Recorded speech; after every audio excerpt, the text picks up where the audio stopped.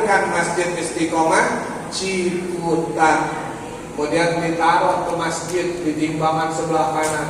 Kenapa itu masjid ditaruh? Karena pada masa hidup ibu-ibu istiqomah rajin datang ke pengajian yang ada di Masjid Istiqomah Ciputat. Subhanallah. Akhirnya timbangan sebelah kanan jauh lebih berat daripada sebelah kiri. Yadkhulunal jannah bi ghairi hisab, masuk ke dalam surga kagak pakai dihisab. Amin ya rabbal alamin. Ini ngomong-ngomong boleh minta tisu kan ya Pak Lurah? Masya Allah, Masya Allah. 1, 2, 3. Karena emang Allah itu witir. Innallaha witir wa tuhibbul witir. Allah itu ganjil dan menyukai segala sesuatu yang ganjil. Rasulullah aja memuliakan ibu-ibu yang disebut 3 kali oleh baginda Rasulullah. Sahabat bertanya, ya Rasulullah, ya Nabi Allah, siapa manusia yang paling wajib untuk kita muliakan? Pak Lurah, kagak mungkin ada kalau kagak ada ibu-ibu. Betul? DKM kagak mungkin ada kalau kagak ada ibu. Makanya kata Nabi, ummuka, ibumu. Summa ya Rasulullah. Kemudian siapa ya Rasulullah? Ibumu. Summa ya Rasulullah, ibumu. Berapa kali? Summa ya Rasulullah, bapakmu. Berarti ibunya, bapaknya, ibunya, bapaknya. Mau? Bilang 3, bapaknya 1. Ibunya berapa? Bapaknya? Mau? Ibu-ibu dimuliakan sama baginda Rasulullah. Ibu engkaulah wanita yang mulia, derajatmu 3 tingkat dibanding ayah. Kau mengandung, melahirkan, ngandung lagi, lahir lagi, ngandung lagi. Astagfirullah. Emang hobinya begitu? Apalagi zaman lockdown, lama hobi smackdown. Mana alhamdulillah nih, sekarang mah enak tuh. Kalau setahun yang lalu saya ceramah, kagak ada yang mukanya kelihatan kayak begini. Pakai masker semua. Ustaz mulai dikit lempar hati. Mulai lagi kalau lontong masuk. Kalau bapaknya lebih parah lagi. Pakai masker, kagak kelihatan, mana cemberut, mana senyum gak kelihatan. Ustaz mulai dikit salah sama biji-biji. Dia tepar ke sini. Karena COVID. Jadi kita bersyukur, alhamdulillah COVID udah kagak ada. Alhamdulillah. Kalaupun masih ada, kita usir aja dah, biar jangan dekat-dekat. Khususnya kepada jamaah Masjid Al-Istiqomah. Hei, apa kabar? Halo. Udah pada enak ngerujak di sana. Udah ceramah di sini. Alhamdulillah, Isra wal Mi'raj Nabi Muhammad. Isra adalah perjalanan Nabi semasa Nabi berada di bumi. Mi'raj adalah perjalanan Nabi ketika Nabi naik ke langit.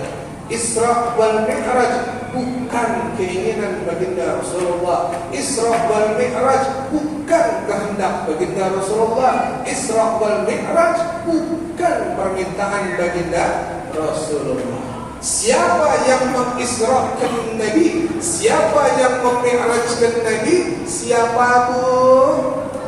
Siapa Pak? Apa buktinya? Nih, kalau orang zaman now kan selalu begitu. Apa sih dalilnya? Dalilnya ada di dalam surat Al-Isra ayat pertama. Ayat keberapa? Ke-1. Isra wal Mi'raj Allah kisahkan di dalam surat Al-Isra dengan kalimat-kalimat yang begitu indahnya. Tidak ada satupun ayat di dalam Al-Quran, tidak ada satupun surat di dalam Al-Quran yang Allah Subhanahu wa ta'ala mulai untuk menceritakan kisah kecuali di dalam surat Al-Isra Allah sebut asmanya. Subhanallah. Jadi untuk menceritakan kisah Isra wal Mi'raj yang begitu ajaib, yang begitu hebat, Allah memulai menceritakan dengan terlebih dahulu menyebut asmanya. Subhanallazi, subhanallah, walhamdulillah, wala ilaha illallah, wallahu akbar. Allah memulai dengan kalimat subhanallazi asra bi abdihi lailan minal masjidil haram ilal masjidil aqsa allazi barakna haula linuriyahu min ayatina. Allah mulai dengan maha suci aku, kata Allah. Asra, yang memperjalankan, abdihi, hambaku. Panggilan yang paling tinggi di sisi Allah Subhanahu wa ta'ala bagi seorang makhluk yang beriman kepada Allah, itu bukan dipanggil dengan kalimat rasuli, bukan dipanggil dengan kalimat nabi, bukan dipanggil dengan kalimat kalamullah, bukan dipanggil dengan kalimat halilullah, tetapi kalimat yang paling tinggi yang keluar dari zat Allah Subhanahu wa ta'ala itu adalah kalimat abdihi, hambaku. Siapa yang dipanggil hamba di sini? Beliau adalah Nabi Muhammad sallallahu alaihi wasallam. Kok bisa Habib dipanggil abdihi? Emang kenapa?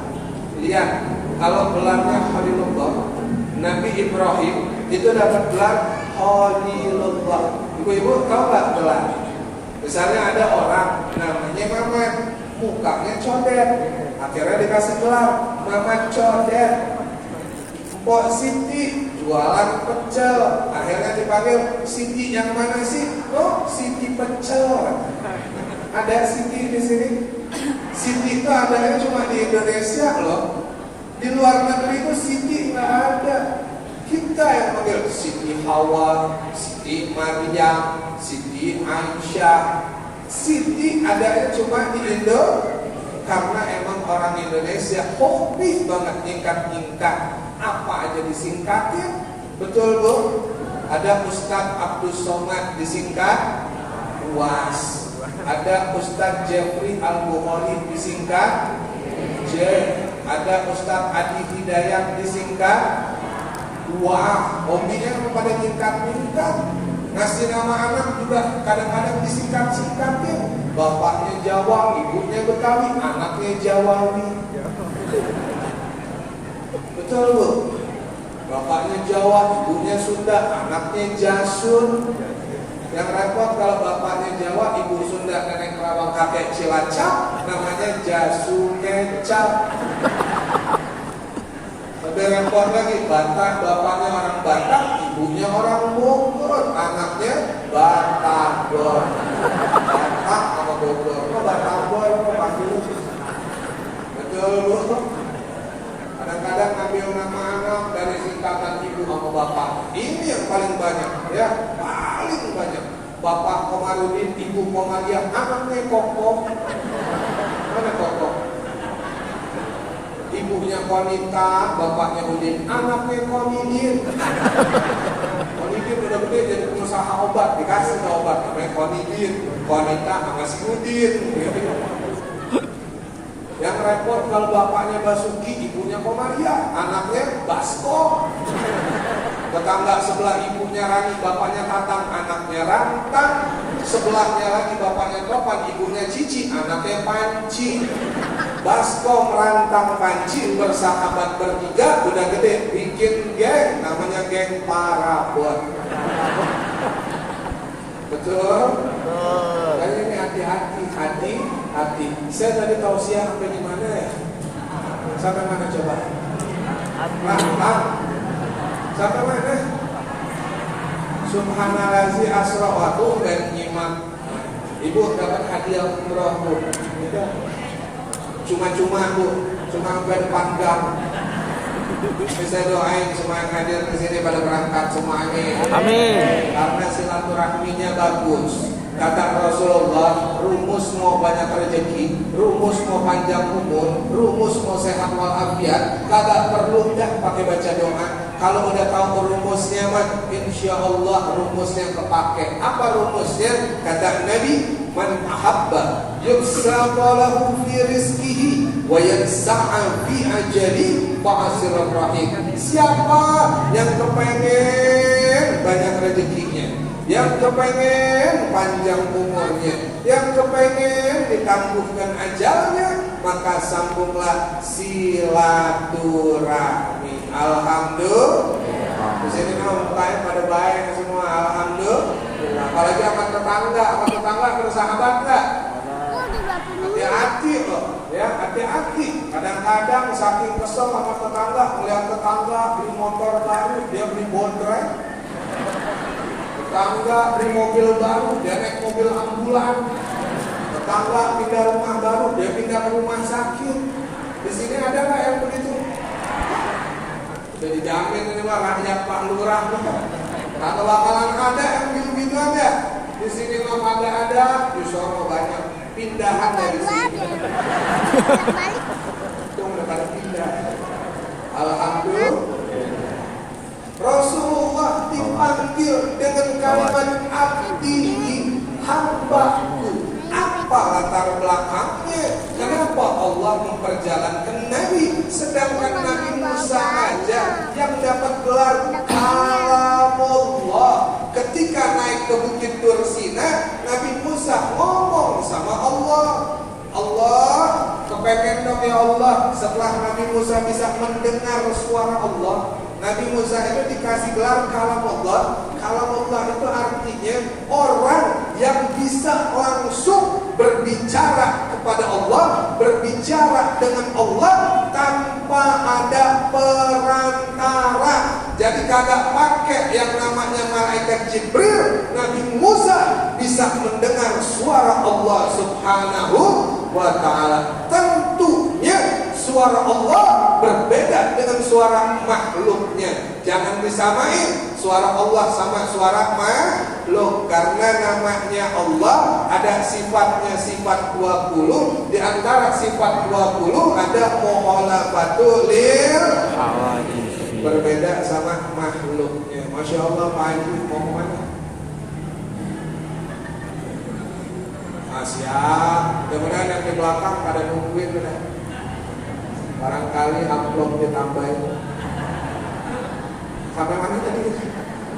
Wujud kita bapak mukhalafatul lil hawadisi kiyamu binafsihi wahdaniyah qudrat iradat ilmu ayat sama basar kalam qadiran buridan aliman ayat sami'an basiran mudah kaliman mudah kaliman. Nanti mau sifat 20 itu saya belajar sifat 20 2 tahun baru khatam. Subhanallah, 2 tahun belajar sifat 20 baru khatam. Alhamdulillah. Nabi Musa pas bicara sama Allah, saking enaknya mendengar suara Allah, Nabi Musa mengatakan, ya Allah, izinkan saya untuk dapat melihat Engkau. Kata Allah, ya Musa lan tarani. Wahai Musa, kalau engkau mau melihat saya, tentunya enggak bisa, wahai Musa. Karena Allah memberikan batas kepada makhluk. Kalau masih hidup, tidak bisa berjumpa sama Allah. Ibu-ibu mau ketemu sama Allah? Mau? Besok mau? Namanya mati, tadi kan udah dibilangin, namanya mati itu pasti. Boleh jadi ibu-ibu duluan, saya belakangan. Wah, enak banget Habib ya begitu. Oke, kita balik. Boleh jadi saya ibu-ibu belakangan, saya duluan nganterin ibu-ibu. Ini Nabi Musa dikasih batas sama Allah. Nggak bisa orang yang masih hidup berjumpa sama Allah. Tapi ketika Allah Subhanahu wa ta'ala memperjalankan baginda Rasulullah, batasan ini dihilangkan khusus untuk Nabi Muhammad sallallahu alaihi wasallam. Tahun tersebut disebut dengan Amun Huzn. Tahun tersebut disebut dengan tahun kesedihan. Kenapa Nabi bersedih? Yang pertama, di tahun tersebut wafat pamannya yang sangat menyayangi Nabi, yang memelihara Nabi dari Nabi usia 8 tahun, dipelihara sama pamannya yang bernama Abu Thalib. Ya, paman Nabi Abu Lahab, paman Nabi juga sama. Tapi Abu Thalib yang baiknya, Abu Lahab yang jahatnya. Makanya kalau punya anak nanti kasih nama depannya Abu aja dulu. Kalau gedenya cakep, pinter, cerdas, baik, model-model saya Abu Bakar. Kenapa saya tidak dulu nama saya Abu doang? Karena gedenya saya taat sama orang tua jadi anak soleh, oh Abu Bakar. Coba kalau saya belangsak banget disuruh pulang, jangan pulang malam, pulangnya subuh, sholat kagak mau, sama orang tua kurang ajar, Abu Jahal. Kalau gedenya hitam, kurus, pendek, keriting, korengan, hidup lagi, Abu Gosok. Ini pamannya Nabi yang bernama Abu Thalib. Di tahun tersebut dipanggil oleh Allah Subhanahu wa ta'ala, diwafatkan oleh Allah. Saya ingat tuh Abu Thalib pernah ngomong sama Rasulullah, saking sayangnya sama ponakan, kata Abu Thalib, ya Muhammad, coba dong dakwah kamu ini berhentiin aja, dakwahmu ini lemah aja, jangan ekstrim banget, jangan vulgar banget ya Muhammad. Kalau engkau mau harta, orang Quraisy nyiapin harta untuk engkau, separuh kekayaan Quraisy dikasih pada engkau. Kalau engkau mau tahta, maka orang Quraisy siap untuk menjadikan engkau lurah. Lurahnya, kalau rajanya beda. Kalau Pak Lurah mau naik lagi, disiapin. Rasulullah juga dikasih tantangan tahta. Kalau mau jadi raja, mau jadi lurah, mau jadi camat, kita siapin jabatannya. Kagak usah pakai pemilu, nggak usah pakai pemilihan. Kalau engkau mau wanita yang paling cantik di Quraisy, kita siapkan untuk engkau ya Muhammad. Apa kata Rasulullah? Ya ammi, wahai paman, law wada'atu samsa fi yamini wal qamar fi yasari ala an atruk hadzal amr wallahi ma fa'altu. Keimanan Nabi begitu luar biasa. Seandainya engkau taruh rembulan di tangan kanan, matahari di tangan kiri, untuk aku tinggalkan dakwah ini wahai paman, demi Allah tidak akan ku tinggalkan. Subhanallah. Ini keimanan baginda Rasulullah. Setelah wafat paman yang bernama Abu Thalib, wafat juga istrinya yang bernama Khadijah. Siapa bu? Khadijah 25 tahun nikah sama Nabi, kagak pernah dipoligami. Berapa tahun? 25. Jadi kalau di sini kagak poligami, mungkin batasnya 25 doang. 25 tahun nikah sama Nabi, berbeda jarak 15 tahun. Khadijah 40 tahun, Nabi usia 25 tahun. Ya, makanya itu tadi pantunnya, mak jangan diganggu, kalau ada janda kudu dijaga. Ya. Janda yang tua kasih 50.000, janda yang muda kasih 500.000 buat mahar. Nah di sini ada nggak mau yang begitu? Wah, itu pada diam semua. Emang di sini mah suami solehah semua. Bu, suami soleh apa soleha? Suami soleh. Padahal enakan jadi suami solehah. Kalau bininya kasar, bininya kurang ajar, itu suami cepat masuk surganya. Kenapa coba? Di dunianya udah tersiksa. Ini Rasulullah sama Khadijah 25 tahun menikah, begitu ditinggal sama Khadijah, Rasulullah sedih. Sayap kanannya patah, sayap kirinya patah, wafat pamannya, wafat istrinya, gangguan, hinaan, cacian, kezaliman orang-orang yang ada di situ tambah dahsyat. Nabi lagi sujud, ditaruh jeruan binatang. Nabi lagi ruku, ditaruh kotoran binatang. Nabi keluar dari masjid, dilemparin sama mereka. Nabi kotor rambutnya, kotor bajunya. Ditambah lagi ketika Nabi berada di kota Taif, Nabi berangkat ke Taif, sama orang-orang Taif dilemparin lagi Nabi. Ya, dikira Nabi, wah ini orang Mekah udah pada jahat semua, saya pindah ke Taif aja dulu. Nabi berharap nanti di sono orang Taif bakalan baik sama Nabi, taunya malah tambah parah.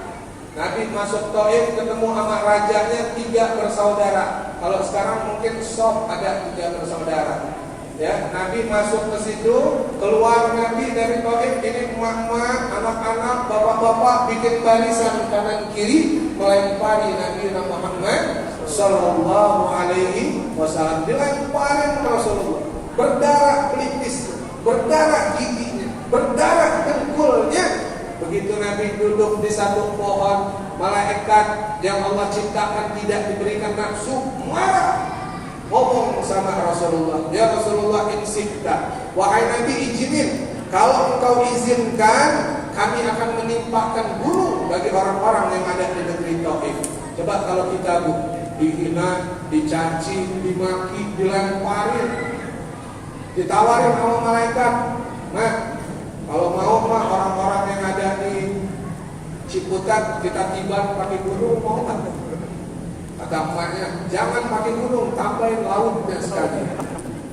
Tapi ini Rasulullah, ruhamahu bainahum, cinta terhadap sesama manusia, rahmatan lil alamin. Nabi yang ditawarin, apa jawaban Nabi?